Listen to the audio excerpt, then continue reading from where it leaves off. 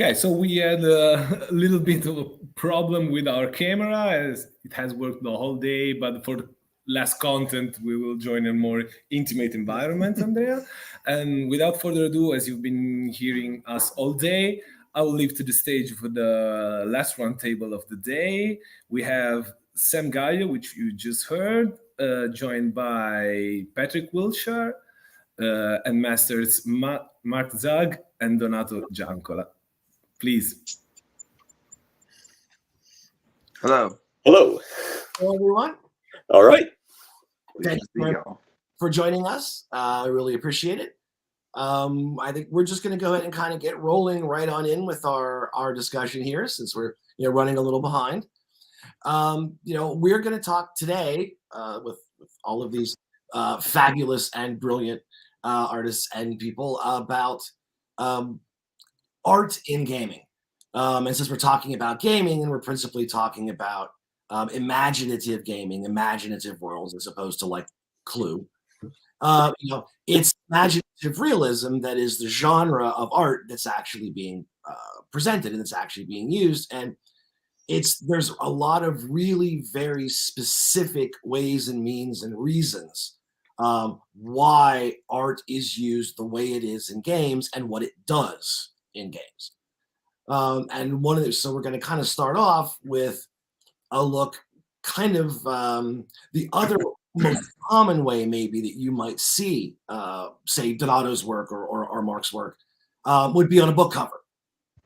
And the book cover is very different from the game in terms of the art and the approach and what its intention is.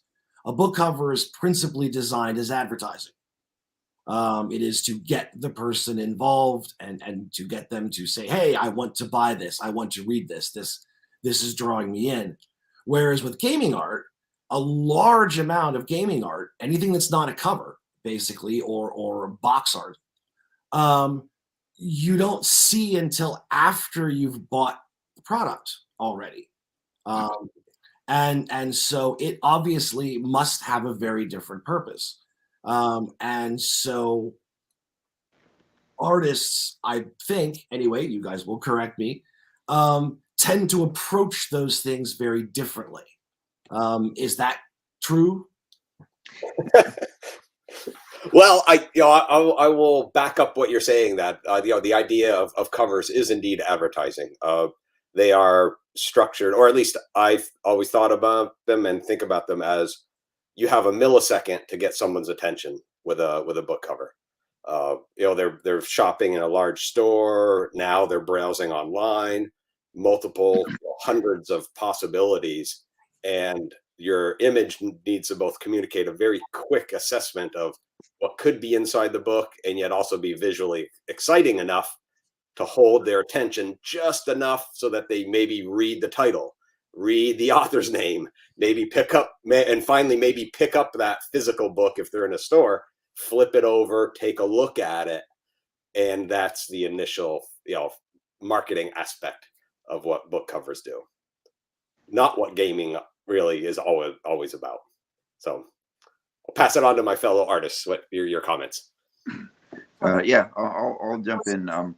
Absolutely. Well, there's a reason Donato has done so many book covers, because he's a master of doing that very thing, of grabbing you with a compelling image that's easy to digest in that brief instant where you're walking by the book rack. Once you get it in your hands, you're drawn in and you want to keep it in your hands. That's what you want. I've done some book covers. I'm not nearly as experienced at book covers as Donato is, because we're drawn to the things that we do best, and I think that my experience with book covers has been basically a byproduct of my abilities in other fields. Like I'm good at the interior logic of things like games and the interior illustrations in books, and the advertising aspect of it it doesn't play so much to my strength, even though I can do a good book cover if I'm compelled. Yeah, speaking of, I have one of your book covers in our house, like Okay. Mark's originals. You do excellent book covers, Mark. Don't worry. You are a killer in that field. No, what Donato is saying is really true. I mean, we artists have to intentionally remember that when we're doing a book cover, we are not doing an NC illustration. We are doing an advertisement. Yeah. And you have to really deliberately redirect your attention to remind yourself of this. And when the art director says, more punch, we need more punch. Well, you know, that's not just an art director being crusty. They really do need more punch. Yeah, for sales. I should say that I don't come from illustration, but of course I come from magic, and I think another dimension to all of this is the difference in composition in terms of painting for advertisements versus painting for legibility on a tiny magic card. And I know you all are always thinking about scale and the utility of the image that you have to produce versus again, trying to capture someone passing in a bookstore. But that oscillation between, I know, Donato, you've worked with gigantic canvases that are then reduced to this size. You have to negotiate with those elements. But, I'd have to throw my hat in and say that even magic cards can be advertisements if done correctly. So, because I have some of your own in my house right now too, similarly, like Donato said. So, well, I mean, speaking specifically to magic, magic, it was some of the very first parameters. I know, Mark, you've been in the game like I think same length as I have. Is that they in the original specs, they didn't want you to paint more than 3 or 4 times larger than the card size, because they intentionally wanted a graphic principled structure to the image, because when you throw down that card, again, it's in a game was originally pretty fast paced, so that people can instantly recognize it. They know what it does if they're familiar with the card, and it's recognizable that way. So it's almost like what I was doing as a book cover illustrator, which is why I think I made the transition very easily to magic, was that principle, Sam, is that, it is indeed a graphic structured requirement for the game. Yeah, the very small size of Magic the Gathering cards, like that big, and I've never had a difficulty with that element of it, probably because of my working process is always drawn up from drawings that are about that big. There are always thumbnails that are tiny, and if they look good when I can't tell what they are, then they'll look good when I can identify all the things in the picture. As a compositional device, that's a happy accident. But what Donato said is that it is like a little mini book cover. The card has to be playable. It has to look iconographic.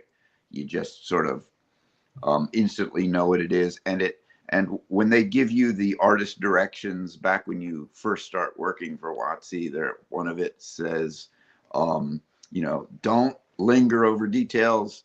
Get in, make your statement, get out. And that is really true. But we artists, we violate that all the time. All the time. we get in and we get out, but then we go back in and we fiddle and we carve and we linger and we put in florets and acanthus leaves and all kinds of things that only we are going to know is there, and the people who like our work, who visit our websites or buy prints or stuff. Well, I think, Pat, right, this is what you're getting at, is the idea of how the difference of what game art can be compared to book cover or advertising, right? Exactly. It's, there's obviously, there's, as you're talking about now, there's a structural difference. Right. But there's obviously, there's also a conceptual difference in terms of what it's designed to do. In particular, in terms of when we're talking about things like Magic or D&D or Star Frontiers or RuneQuest or Traveler or whatever you want, even in terms of world building, in terms of giving players kind of that shared vision of where they are and what everything looks like and who everybody is. You know, and I think, and this is another question, that there's a lot of kind of standard visual shorthand that gets used, you know, in this kind of scenario. For example, hey, here we have a card or an interior illustration of a guy in spiky black armor with a giant sword. He's probably a bad guy. You know, I mean, that's just the automatic. Okay, he's obviously a villain because he's wearing spiky black armor and has a giant sword. You know, do you guys do a lot of that? Well, yeah, made of that, at least initially. Back, Right. I think it was, I don't know, maybe 2000 and when was it? Maybe 2003 or something like that. I did a painting called Half-Orc Paladin. This was for actually, Yeah. it was for magazine, for Dragon magazine. And the big transgressive element of that was that you can have an orc be a heroic character. And they had a whole big article about how this was a different side to your characters we can turn over and explore, and that was like brand new. And you know, before then it was pretty much like you're saying, Pat, very off the shelf villains and so forth. But then suddenly, you know, the door is flung open to the other so-called species or races of people and characters in the gaming world that, hey, maybe we're being stereotyping here. Let's just let's have some, you know, let's have some orc heroes and some, you know, drow heroines and so forth that break the mold.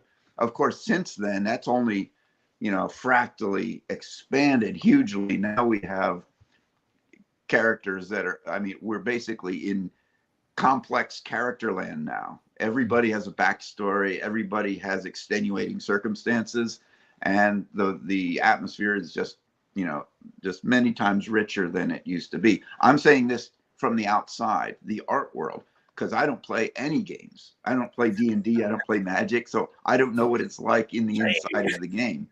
But I'm just looking at it in terms of the kind of art that I see, and there's just been an explosion in, well, also the talent of the artists, the diversity of the kind of styles that we see, and there's a lot of incredible art coming out, and I think it has to do with this sort of diversification of viewpoints, of story styles, and you know, everything related to that. Yeah, Sam, how about you? What was your kind of entry, or I don't know, into that world? Yeah, it's always through illustration. I think every Magic player, I'll speak on behalf of the ones who play the game, Mark. They are like I said. I mean, Magic cards can be advertisements, and I think Magic illustration has always been the primary source of draw from the outside. So 100% that not only do illustrations provide a nice entry point, but what I like to say is, like, we get into the game because the paintings are so strong and Magic's visual language is so distinct. And then we get into the mechanics and enjoy the game elements. But I've kind of come full circle, and I've just gone back to the illustrations as just being my primary focus. I think you're correct in that there's been a huge development over the past 20 years to sort of break away from the super rigid fantasy stereotypes and tropes, not only because that ground has been, you know, towed over so many times, but also because it opens new storytelling elements, and it matters for representation as well. I think about, you know, one of the world building help that's jumped on the new Magic set, Kamigawa Neon Dynasty, and he is an advocate of kind of reframing orcs as they should be, you know, they could be paladins themselves. So, and I just maybe I'll pass this to you, Donato. What does that help you? Do you find that more compelling to try to create a more complex, dynamic sort of breaking the mold, instead of doing yet another black spiky villain with a mace? What if that's the new anti-hero? What if that should be the protagonist? Does that seep into the way you execute a composition? Oh, 100%. I think Pat like even I certainly the fantasy and science fiction genres, we do rely on recognizable tropes and themes, but you don't have to be utterly beholden to those. So it's like I always love that, playing, like negotiating that middle ground of like, okay, how do you make something look futuristic and maybe retro at the same time, and then bring in, so literally from the beginning of my career in both illustration and in gaming, I wanted to find ways to break that expectation of those tropes, yet still speak to the visual language, speak to the world structures, so that it could be communicated where my art would fall within, but not be bound by those kind of traditional visualizations of the field. So yeah, it's actually been a pleasure, because it's allowed me to hire models that were atypical. I would kind of source out reference materials and inspiration from outside typical Western cultures for trying to do some of my fantasy world building, and just ran with it. And yeah, and many times the art directors were more than happy to embrace that voyage with you. You'll go on that journey because it opened up new doors. And that's good for marketing, right? That's a positive, like something that's new and fresh, but still speaks to some of the traditional forms. That's exactly what marketing wants to do. They want the same thing, but with a little different flavor. Yeah, they want what they want is a faster horse, but you've got something else in mind, like a Model T. Yeah. And so you give them what they want, but not quite what they wanted. Yeah. Right. Push them a little bit into the other direction. Yeah, exactly. Yeah. Well, that's one thing about your work, Donato. You were just saying about how can it be retro and futuristic at the same time. Anybody who's looked at your work knows that it owes a great deal of inspiration to like the Jules Vernean kind of almost a Victorian elaborate sort of your science fiction in general, just sort of this is technology that's been around so long by this future date that we've taken the trouble to make spacesuits that have decorations on them. Yeah, that's the kind of thing that you excel at. And I also want to draw the parallel between you and Jules Verne, because what you're doing in the present day is like you said, you take the trouble to follow your curiosities outside the tropes that we were handed in the 60s and 70s. And Jules Verne in a previous century did much the same thing. He was sort of, what's kind of pejoratively now called an Orientalist. He looked to explore the exotic, then to the Europeans, the areas of the world that we considered exotic, Asia, Africa, and so the Far East, all that, India, that was very exotic in the 1800s. And he courted all of that mainly just to bring all that in and to push it out in his product, in his novels. And this is something that you're doing in the present day, completely different medium, but you wouldn't call it Orientalism anymore for obvious reasons. But right. It uses some of those same principles. Exactly. You're always looking for the alien element and looking to bring it into what you do. Yeah. And I guess it's just me fanboying out for a second on what you're doing in that. I think fanboying back to you, that's what you do so excellently as well, Mark, is that you take that, like almost that retro science fiction thing. You world build, you make a convincing sensibility out of the mechanics or the costuming. I remember the first time I saw your work was at, I think it was Origins convention back in like '97 when Dune, you had done work for Dune, and it was, they were using it like all over the place for the trading card game Dune, and it was like advertised all over the place there, and it was like, whoa, who is this guy? Yeah, because again, you hit, you have these traditional art forms, great portraiture, great draftsmanship, color control. So these all spoke to, that history of great illustrative image making, yet it was science fiction. Mm-hmm. All right. So I'll say that even within the world of magic, I know Victor Adame Minguez is an illustrator who really appreciates your work, Mark, and also, from my work too. he's really leveled up so much.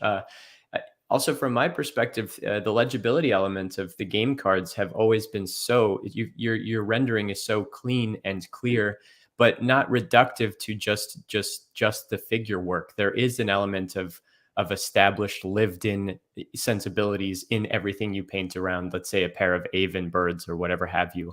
I don't know if you know the artist Jeff Jordan, but Jeff Jordan has this beautiful merger of a really lived-in, real-world setting and characters, but then a totally whimsical, completely unbelievable, unreal element too, that just twists and turns the knife in a really striking way. And I think the same is true for your work. So, well, okay, Jeff Jordan, I will look up your work. I have not seen his work, but sure. He does album covers for a trippy band you're talking about, Rush, but the Mars Volta is a progressive rock band, and he did a bunch of the album covers for the Mars Volta. So you might enjoy what you find there. Yeah, probably will. Here's a convenient springboard. You were talking about Dune, Donato, and this is a perfect example of me learning a brand new way of doing art. Where I came from was book illustration, science fiction. Before I did Dune, I had one science fiction world that I had done many illustrations for, and that was the iRobot world. Isaac Asimov's novel, adapted by Harlan Ellison, then made into a book form with illustrations, then made into a comic book. So right before Dune, I was doing, I guess, maybe 150, 160 pages of comics, which was going to be a comic book of iRobot. And that fell apart commercially. So I had to find work really fast. But I can't think of something more different than going from that world into do these little cards right. and do them for really cheap and really fast.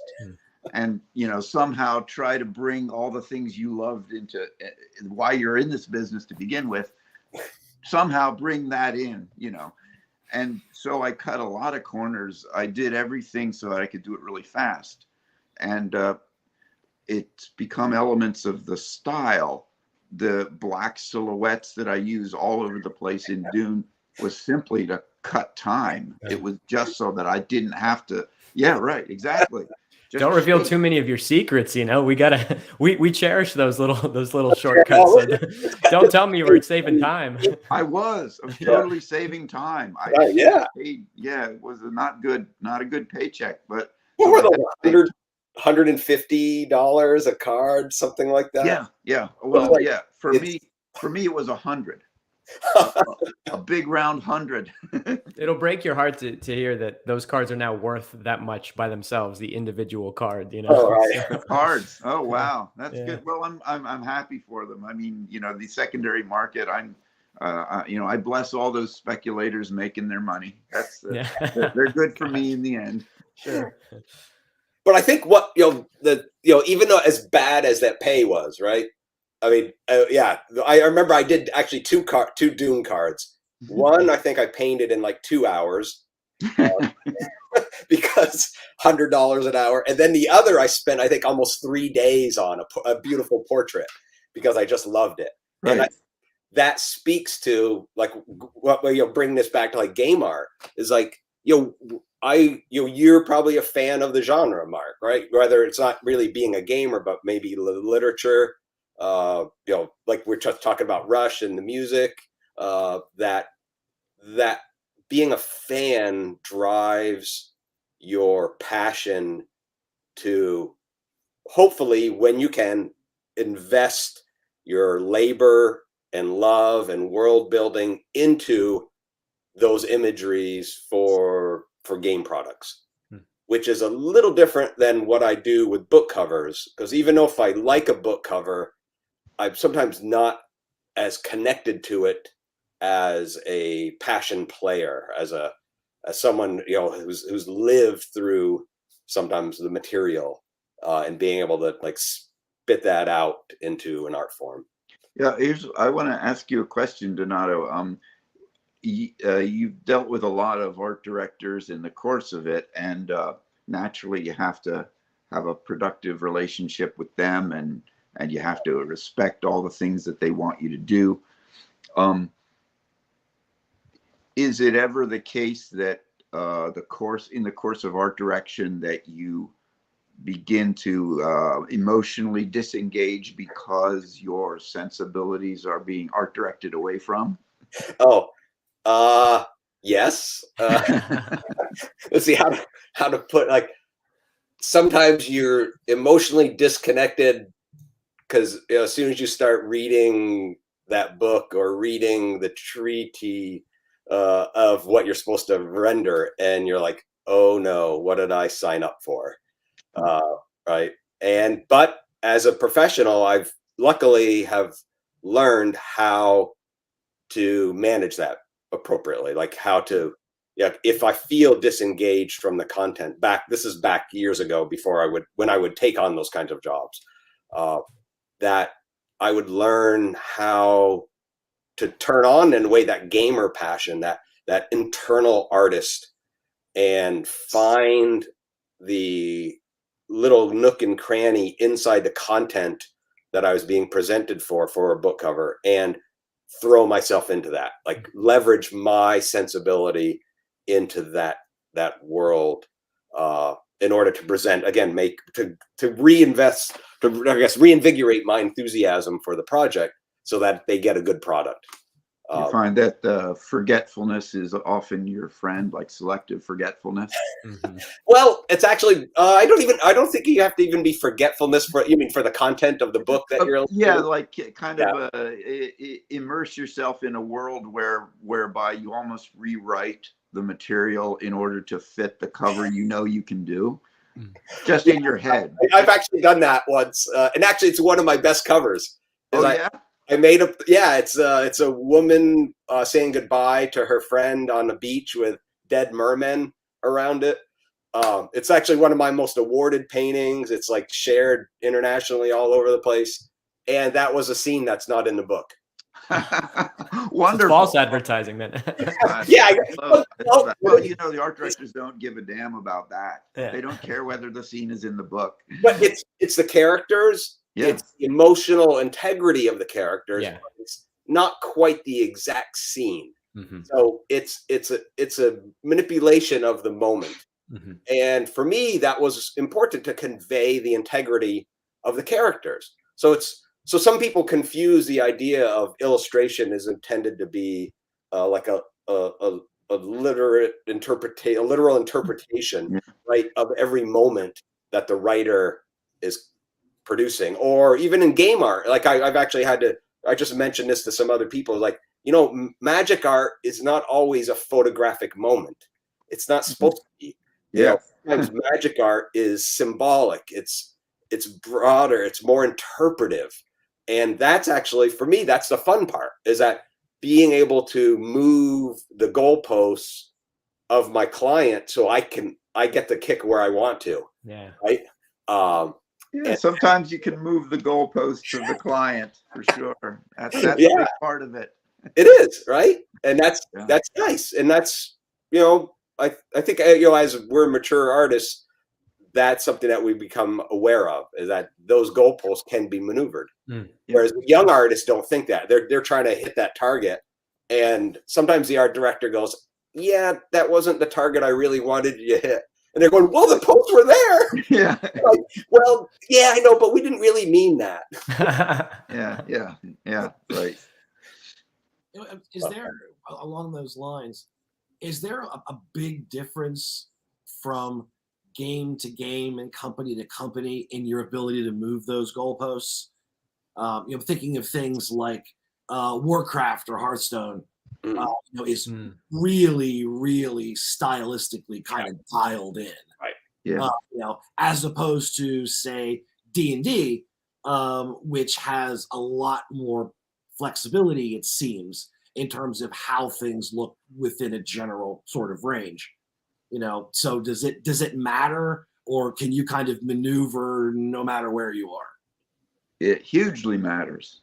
Does hugely matter, because within every corporate culture, that nurtures certain styles of art directing, and the art directors are working for the game, and they have their own boardrooms and their own meetings, and that totally determines the style of art direction you get. And so yeah, the corporate culture of the client matters hugely. Some clients I just can't work with. It's like we're talking a different language. And then others, it's like a happy marriage. And it's not because I'm right or they're wrong or vice versa. It's almost like you're trying to get a drummer for your band. It's a matter of style. It's whether you can communicate, whether you even like the same things. So yeah, so it's when you start working with an art director, it's very much feeling them out creatively and getting a sense of whether or not this is going to be really productive, or whether you're going to really have to work just to be understood, or vice versa. I'm sure they feel the same way. So yeah, it totally matters. Working for Warcraft, vastly different than working for WotC. Yeah, I mean, I have very little experience with the game world in outside of Magic. Obviously I've done a lot, and as much as I have been and am a passionate D&D lover, role player, I have done almost no projects for Dungeons and Dragons, and it's not like they don't know who I am. It's not like I would be interested. It's one of those weird things. I think, like, the world of D&D is so personal. Like, I don't want to do TSR's D&D. I want to do my D&D. Yeah. I want to do my world, which is where, if you guys know, like, those of you who don't know, like, I used to just draw all my own maps. I almost never bought modules. I never played in TSR's world of D&D, except for the rule books and all that, and the player's guide and all the structure.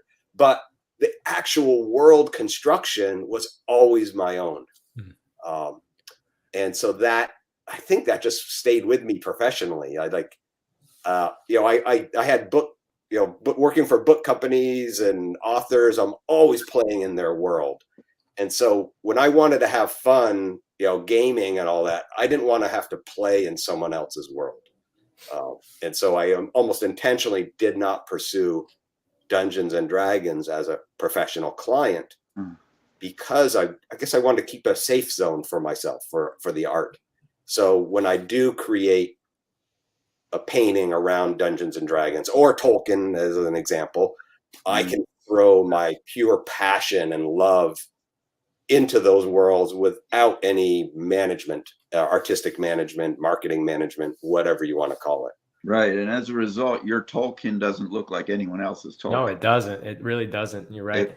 You've kept that fresh zone, that untainted zone, so that your unique vision can come to the fore. And I'd say you're probably right to have done so. I think it's refreshing too, just from the fan's perspective, especially with an IP that's so streamlined, either corporately or otherwise. Like Tolkien's world has a distinct visual element now because of the films. So when we get kind of newer visions of that, it opens up a totally new dimension that maybe comes from reading a novel, you know, in the same way that Donato, you want to paint your version of D&D. It's the same as like you want to see the movie of the images that you rendered in your head when you read Lord of the Rings, and what was delivered might not have been there. So in a way, I don't know if this is true for you, Donato, but like when I look at your Lord of the Rings renders, I think, oh, this is how Donato felt or read Tolkien. Because you get to have that extra pizzazz. So it's nice to, you know, against these IPs like we were talking about with Warcraft and Blizzard has a very, not sterile, but a super narrow art style and art direction. Maybe you'll appreciate this too, at least in Magic. In quick passing, Magic has the same, but what I try to bring forward to everyone who watches me or listens is like, no, it's not all uniform. There is no uniform elements here. Every single artist brings something of their own to the table, even though as a whole, collectively, Magic is kind of cohesive, much more now than it was at the beginning. But but every artist has that spice and a lot of personality. If we just look at it for more than 10 seconds, you know. So that's actually a good point, Sam, that you brought that up, is that Magic has very intentionally in the past couple of years tried to push brought in different styles, right? Brought in different artists, you know, the secret layer drops, the alternative art on cards, is that it's intentionally attempting to pluralize the art forms, which is great, because I know Mark, when we got started in that, Magic was more diverse artistically. I mean, you had cartoonists working in there. You had artists who are very graphically structured. And I mean, the unification of the style guides and stylistic trends towards like hyper realism and photographic illusionistic realism have certainly unified, right, the visual language of a lot of the card decks. But Magic and Wizards has recognized that diversity is good. You know, they have pluralistic approaches towards visual interpretation and styles can be a very strong positive force in the player and the marketing and engagement of people. So, you know, I look forward to that time when really Magic really starts exploding with different styles. They're touching on it, but I don't think they're quite there yet. There was I don't know, maybe from about the time I got into maybe 2010 or so, just a tidal wave of extremely talented realist artists. And I guess maybe I was part of that wave and the realist movement, because before then you had people, some people who weren't even artists were drawing Magic cards, and like any early IP, they just wanted ideas from anywhere. You know, this artist drew a spiky creature with an eyeball in the middle. Okay, he's canon. That's now part of the game, because they just needed ideas. They're hungry for ideas, and it got diverse that way. And then, of course, the fans decided what styles most juiced them, and the styles, of course, people that followed in the train of Frank Frazetta and Boris Vallejo, people like me and people like you, that helped to gel a certain kind of dimensionality to the characters, and then there's sort of a uniformity. But also what happened after that was computer art. And now, because most people are actually doing their art on tablets or computers, there has been an explosion in style once again, because now you have things that aren't amenable to traditional oil painting or even acrylic painting getting put down graphically.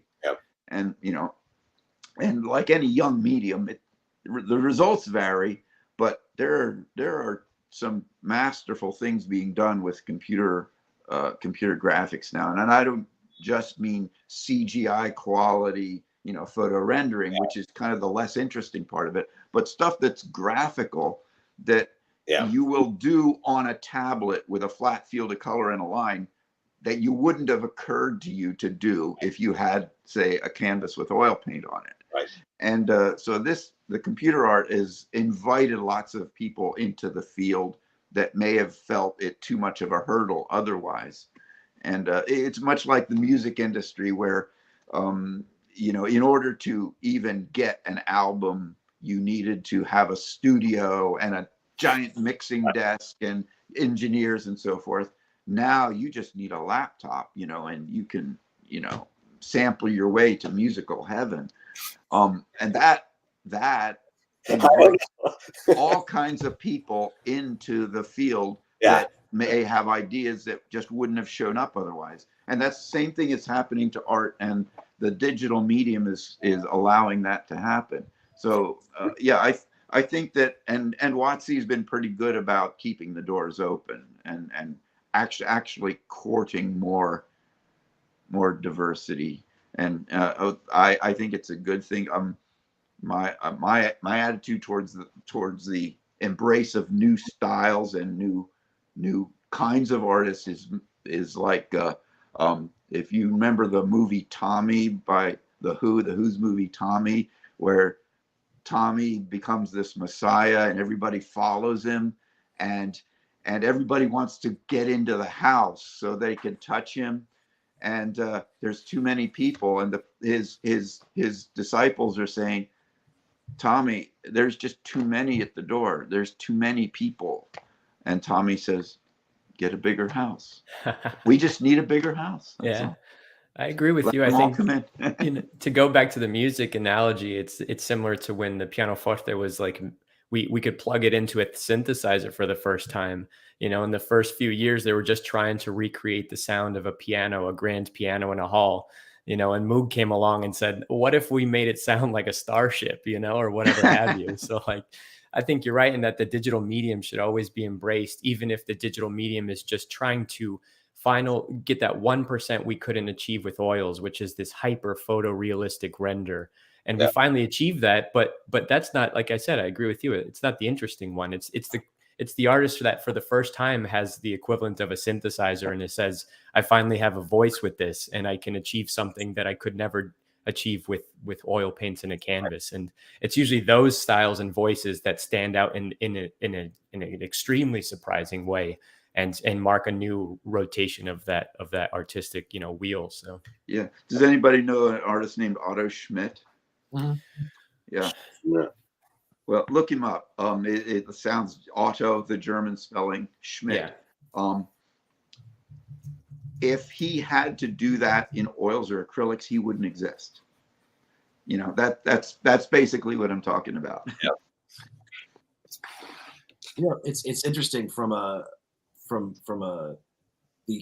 the gallery end of the world.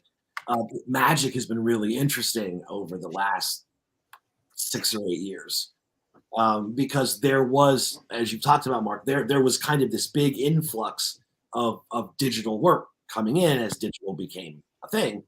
There was a lot of digital work, a lot of artists working digitally, and so on and so forth. But interestingly enough, over the last couple of years, more and more of the artists, even those who were working digitally, have started producing traditional work. Yeah. Started doing it traditionally, and purely for economic reasons. The collector market for original magic art has gone insane. And so artists are realizing, well, okay, I can get paid by WotC if I make this digitally. I can get paid by WotC and then get paid way more than that from a collector if there's an oil painting, yeah, or an acrylic painting or anything physical. And that's actually kind of turning it back more towards traditional media, but it's some of the artists who are working digitally. So you're still getting kind of that variety. You're still getting kind of that different range of approaches, but more and more in a traditional medium. Right. Yeah, I would argue a little there, Pat, that we're seeing some artists who work digitally who are switching to traditional media. But when we look, I would say when you look at a Magic deck, there's 300 cards, maybe 120 artists. So most of those are digital illustrators. So probably 80% of them, maybe 70%. And so I would say most of those digital artists are just remaining. They're just writing it off. It's like they're not going to tap into the traditional market. They don't try to. And in a way that's almost better, because I don't like that gives them the freedom to explore more without like the hindsight of like trying to retroactively recreate something for a collector market. That's an after product to what illustration is for the card art. So yeah, it brings different voices, but I don't know if that's necessarily actually the best thing for digital art, is to try to like. Yeah, I think it's probably not happening a great deal, but what Pat said is happening, but I think it's only happening in the artists who, like, say, Matt Stawicki, who made his most of his bread and butter by doing digital renderings, a lot of digital renderings, and he's adept at digital, just as adept as at oil painting. Right. But then in recent couple of years, he's gone back to traditional for exactly Pat's reason, that there's the collector market, and that he always did love to do paintings, and he kind of missed it. So good reason to get back into it. I think it's only happening for people who have a native love of working physically, because frankly, working physically takes up a lot of space. It takes a lot of effort and fiddling with things, with solvents and brushes, and waiting for things to dry, and it's not convenient. So only people who really love the physicality are actually doing that.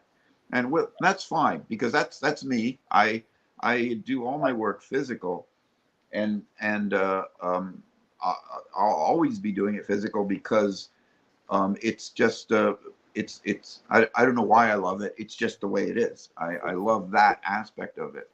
And oh, okay. No, yeah. I was gonna bring in, go ahead. I was just gonna bring in another musical thing, but go ahead. That's probably I'll bring it back after you're done. Go ahead.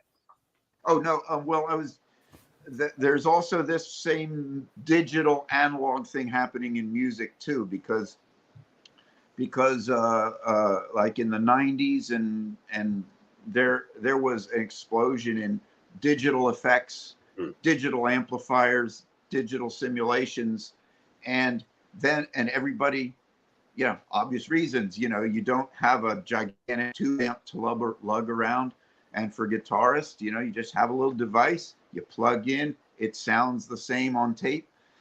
But then after a while, there was something about the original that you love, and for those privileged enough to have the space to do it, they went back to the analog world, but the digital world still exists, and they're nourishing each other. People that create things in digital have fresh ideas that analog people wouldn't have, and the analog people then feed off those ideas. It's almost parasitic, because I don't feel like us analog people. Think symbiotic, not parasitic. Well, I know I want to say it's symbiotic, but I don't know what we analog people are giving to the digital people nowadays. I see the ideas is flowing the other way. Well, Pat, I don't know. That's an impression. I might be wrong. Well, that's what I wanted to throw back. Is Pat, you see, my example of like people going, switching to traditional from digital. Is that really just exclusive to Magic though, because of the market structure, or are you seeing that in the gaming world, in D&D or other aspects of where there's a justification, or the artists have a desire to tap into making traditional? It happens in other places, but it happens a lot more in Magic. Yeah, right. Just because Magic has basically the following of everything will sell. Now, not everything will sell at crazy, insane prices. Oh, but everything will sell. Yeah. Not everything, but almost everything. Not everything, but almost everything. And someone will buy it if it's a Magic card painting. Right. Yeah. And so that, all right, I'm going to spend the time because it's going to take me 3 times as long or 4 times as long to do this traditionally as it will digitally. But I'm going to make enough money from the sale to compensate for that. And so that's great. And if I get lucky, and Wizards happens to give me a really good card, Yep. then I'm going to make way more than that. Whereas in D&D, there's a market, and artists can still do that, but it doesn't have quite the same draw outside of vintage TSR. Vintage TSR, vintage D&D stuff is crazy, but that's largely because one person's bought most of it. And it's really, really difficult to actually get a hold of any of it anymore. Pre-2000, it's largely been hoovered up by one guy. Yeah. So the game, I guess that's what I was trying to get at, is that there's not except outside of Magic as a representation, that like the motivation, like what artists are doing, the choices they're making are not so, that they're doing them for aesthetic reasons, not to try to switch or game a market choice. Like I'm staying as a traditional painter because like Mark mentioned, like it's just something that I do. It's something that I like. And I love the tangibility. And also I have a market structure, a business structure that fosters that. And so I do a lot of private commissions. I intentionally only take on a handful of Magic cards because I slow down. I make them nice because, again, there's a collector market, but I also enjoy that sensibility of investing a little more time in my world creation. So certainly, Mark, I'm not sure how you see it. Like if your art now has better world building than those Dune cards did, right? Where you're simplifying. Are you making better aesthetic choices with game art now that you can leverage or have? I like to think so. Yeah. I think I have. Although I'm continually amazed. Now, tell me if this is reminiscent of anything, Donato. I'm continually amazed how many ideas that were just because I need an idea and I'm grabbing for something, and then later on I'm looking at that and think, well, how did I ever come up with that? That's such a cool idea.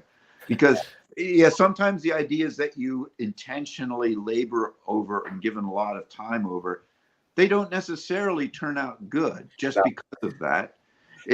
It's a very strange alchemy, and I've done paintings where I've thought, this is my magnum opus.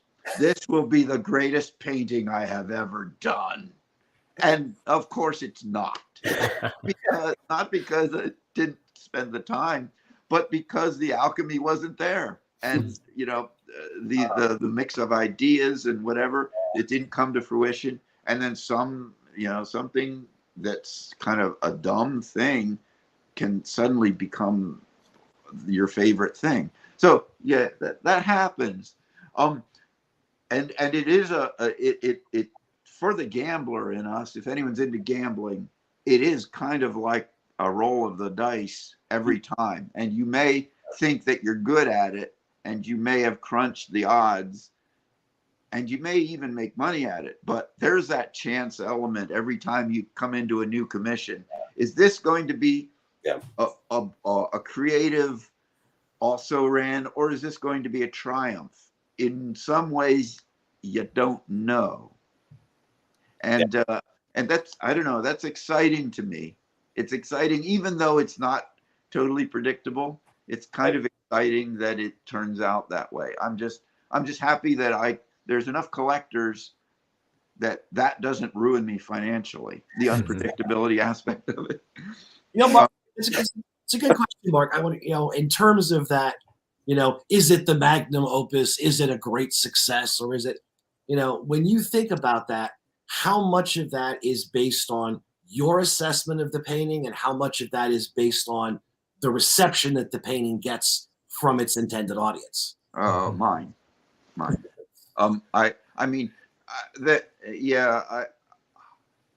I know it. If I'm done something that's an okay thing, it's not that great, I know it. And of course there are things that I've done that I think are the greatest thing I've ever done, and they sit around ILXCon after ILXCon and are never bought. But that's just life. I'm not laughing at you, Mark. I'm laughing. No. Yeah. Exactly those kind of paintings. Like, why doesn't anyone buy this? This is my best work. Right. Yeah, y'all. We live the same life on YouTube. Putting videos out there. It's a totally different experience, but it's the same. It's that same roll the dice. You're like, well, I thought this was going to be a banger, and instead, it's it's flopping visually or whatever the ratings. But nonetheless, nonetheless.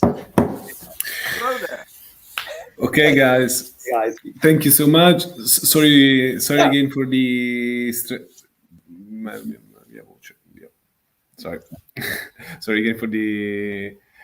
Not as cool as the discussion, but first of all, I would really like to thank Patrick for organizing this amazing panel, which has been literally like blooming with inputs in regards of our event, and I think. Sorry, Andrea, mi devi togliere il Non so come farlo a toglierlo da qua il microfono. I will try without headphones to hear me out again. It has been really blooming with inputs in regards of our works, and I mean, I will try to keep at bay the fanboy for a little bit. I will struggle doing it, and just resume what we've been talking about the whole day, as you guys probably couldn't hear it in Italian language. So first, this morning we've been kind of analyzing what kind of use game designers does of images.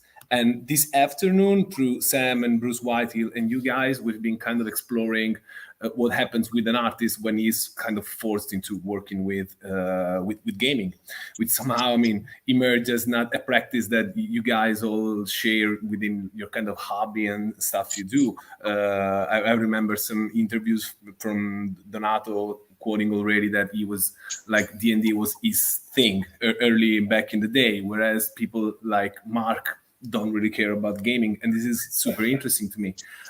We've been also talking about very interesting tropes in terms of like representation, and I mean, we'll be reading some questions afterwards, and I'm happy that nobody cited any black elves in Tolkien's mouth.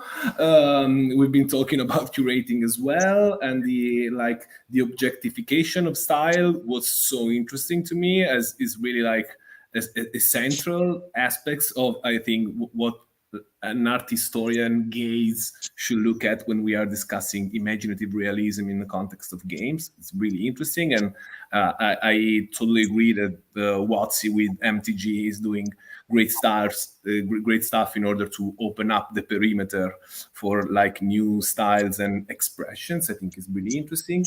It has been so cool also to hear about the commodification of style when we are talking about the translation from traditional art and digital art. And you guys kind of gave some answers which probably were not expected by artists who are so much into traditional techniques as Donato and Mark. And I mean, Patrick does curate ILXCon, which is full of paintings in traditional art. So, I mean, this has been also a really interesting input. I will try to squeeze down complexity a little bit now and go with the first, like, really straightforward question. Why Magic the Gathering to you guys is so relevant when we are talking about the relationship of games and art? As somehow it seems that it's a sort of unavoidable sort of sort of an unavoidable topic. And I wonder, I would love to hear a really like, I don't know, blunt answer to this question from the than each one of you guys. All right. I guess the question was, why is Magic the Gathering so important to us? Was that the question? Not really. Sorry, Mark. Why every time we are discussing about the importance of images in games, we refer to Magic? Well, because they're the 800-pound gorilla. Yeah, They're the biggest ones. they are. You know, you can't if you're going to talk about the issue of social media and not mention Twitter, that's not that discussion is not complete. So yeah, we always talk about Magic the Gathering and Wizards of the Coast because they're ever since they blew up in the 90s, everybody's been imitating them, including Blizzard Entertainment, you know, with Hearthstone.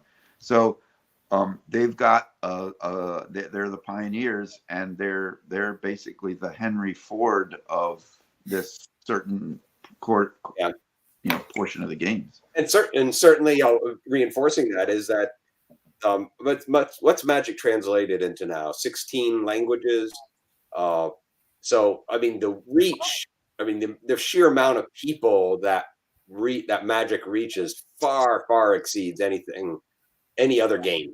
I'm not even sure you could even compare, but maybe Pokemon or something that reach and the generational span of the players is immense. Yeah. So yeah, it is at 800. It's not even an 800. It's like an 8,000. It's King Kong. Gorilla because of that exposure in the marketplace, in the game world. Yeah, it's so saturated. Mm-hmm. And Patrick and Sam, do you have any insight on this? There's also the fact that there's a lot of Magic art. Yeah. They commission a ton of art. There's been a ton of sets, there's just a lot of it. And it's like, if you look at like D&D, for example, as a variation, you'll have a lot of your D&D covers and your major full page interiors, but you'll also have a lot of just little spot illustrations, and just that aren't as interesting. Whereas with Magic, it's a card, and it's every piece is at least nominally that same level of visual interest. So just, in addition to being really well exposed, it's also just, there's a lot of content there as well. Yeah, I think the last point is probably true, that as an artist up and coming, you feel like you made it when you got Magic, that feels like a milestone. So you have to, if you're working in fantasy illustration and that's your goal, then that defines the monolith. If you celebrate being your first Magic card, then you kind of got your foot in the door. So, but I agree. Just I often wonder who patrons the most amount of illustrations in the history of the world. And I don't know if Wizards of the Coast is up there with the Giants, but they must have probably surpassed it by now, 20,000 individual paintings. Sometimes you left wondering, I mean, as an art historian, I would have loved, when I was studying, Baroque art, to have found such an archive of so easily recognizable and studiable images. It's really an amazing thing. And I think it's something that should be put on the note of scholars and students of the future as, this kind of topics develops themselves. Andrea? Yes, I have to ask, I hope you didn't tell already in your talk, because I was not able to follow all the talks, but my question is, how different is it to work on Magic where you are not full in charge of all the visual of the game, but you are just part of a world that is built also by other artists, and so you have to go inside this imagination, this world, this storytelling, and just take a little part of that, instead of usually an artist developing a board game or another game is full in charge of all the setting, all the map, the icons. How does it change this world, and how do you think is something that give you more motivation, or is something that put more difficulties? Wow, it's I go back and forth. The style guides and the artists working on them are professionals. They're just like me. Like they're high-end professionals, and it's just mind-numbing and beautiful to see some of the style guides. And I go, why are they even commissioning me when they should just use the art right out of the style guide? So yeah, and sometimes it's fun to play in that world. And again, the reason, and partly why I also do not only work in Magic. Like I have other clients because I like to work with my own imagination purely. But Magic is Wizards of the Coast is still they're smart enough to know that they're going to get their best work if they give their artist a little bit of freedom. Or a fair amount of freedom to interpret the content. So even though the style guides are highly detailed, they're most of the cards, at least that I've received, are a balance of they want your integrity, your ideas married with their world. So yeah, it's not so bad. And yeah, I think Mark, what about your thoughts? Yeah. This also is at the mercy of the art directors too, because what I said earlier about the style of art direction makes a big difference, and the way they get the best from their artists is to tread this kind of tightrope of, we want all our look to congeal, we want it to be consistent, we want the characters to be recognizable, but we don't want to oppress the artists and make them feel like they're being micromanaged. So they have a tightrope to walk, and they have some very talented art directors who walk that rope very well. And I love working with all of the art directors at WotC for that reason. And it's because, like Donato said, they give you this huge PDF. It's a style guide or a Bible that shows you the worlds, the races, the costumes, and far from being a limiting factor, they're usually exciting. Like I see a costume and I think, I can't wait to actually put that in the round and dress my character in it and put that character into action. Or, that maybe the character isn't actually in the style guide and they're just asking you to come up with something that's related to a certain culture or race. And then your creativity is given free rein. And it's always the case that you can make more progress if you're given some boundaries to begin with, rather than say, oh, the world is your boundary, paint whatever you want. Oh, great. Well, first I'll spend about a week figuring out what that is. But, the style guide and the art direction will tell you, here's what you're dealing with, here's your boundaries, and then you can really go fast. And I find that world very exciting. So it's not at all a disadvantage to have some things spelled out in beforehand. Okay, so we have some more minutes and to steal from our revered guests, and there's actually just one comment from the chat. My non-MTG playing friends are always fascinated by MTG art. My girlfriend, who doesn't play, even has favorite artists and likes to browse their sites to see new arts on set release. It's wonderful. It's just a statement that I guess we agree. There's actually a couple of questions which I think will be more interesting to navigate a little bit, as we have the perspectives of images creator, images commenter, and an images curator, images display curator. So it will be interesting to learn and know a little bit about your gut feelings about the NFT thing and how it affects the whole thing that we've been discussing about in the last 60 minutes. Really genuine perspective, it will be the more useful. Nothing. You want to answer that one? Yeah, it's on you, Donato. This one's for you. Well, as a collector, Pat, yeah. Well, it's a case. It's honestly, I am kind of the opinion that when you're dealing with art NFTs, doesn't really have a whole lot to do with the art, and it's more about the NFT. I mean, it's kind of its own thing. Are you going to see a lot of traditional art collectors suddenly start buying NFTs? No, you actually won't.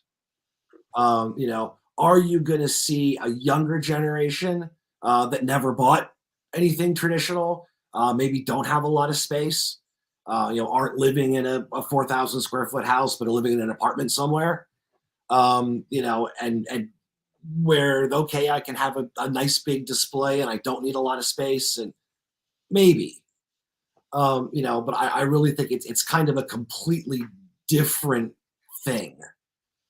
It's kind of the best way I can put it, is it's not really another variation of, okay, well, oil versus watercolor, drawing versus painting, sculpture versus, it's completely different. And I think it's going to have a totally different audience. Whatever audience it does have, I think is going to be a completely separate audience. I see NFTs as a chance intersection of a couple of different worlds. First of all, you have a lot of Bitcoin floating around and people who need something to spend it on. And you have people who have a lot of Bitcoin that want to get out before the whole thing devalues.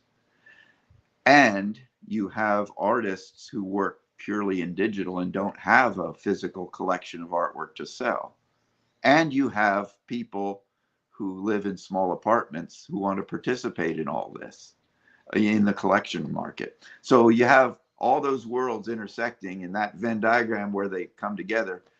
That's NFTs. And I don't know whether that's a intersection that will come and go like the weather, or whether that's something more fundamental that's here to stay and will change form into and make a more enduring kind of digital art collector space. And that's going to happen. The digital art collector space will happen. I just don't know whether it's going to be in terms of Bitcoin and NFTs, or whether it'll be something else. But yeah, it is a confluence of various things, artists who need another way to vend their artwork than that they don't now have. They look at us people with oil paintings and saying, well, how can I get into that secondary market? I just have files on a computer. Yeah. And when the NFT man comes knocking, they're listening. So yeah, I just think it's an intersection. It might be enduring or it might not, but then there's going to be something popping up in its space a few years out if it doesn't endure. Okay, we have a prophecy. Thank you, Mark. I mean, it's really an interesting perspective, I guess. Okay, I will have like 1,000 more questions, but I guess it's time to go. Patrick, Sam, once again, Mark, Donato, and it has been an amazing honor, and I hope that there will be more chances to talk about this as the momentum is getting where scientists are getting interested about this. So I wonder, the perspectives of such educated guesses as yours, I guess, would be even more relevant in the future. And I'm sure that so many people will find the light and, I don't know, food for thought about the things that you guys said today. And really, thank you so much. Well, thank you. Thank you. Bye-bye. Hope it was Bye, everyone. And we'll see you tomorrow with the second day of our conference. It will be in Italian, so probably for the English audience is goodbye and see you next year. Thanks again, everyone. Bye. Thank you. Bye.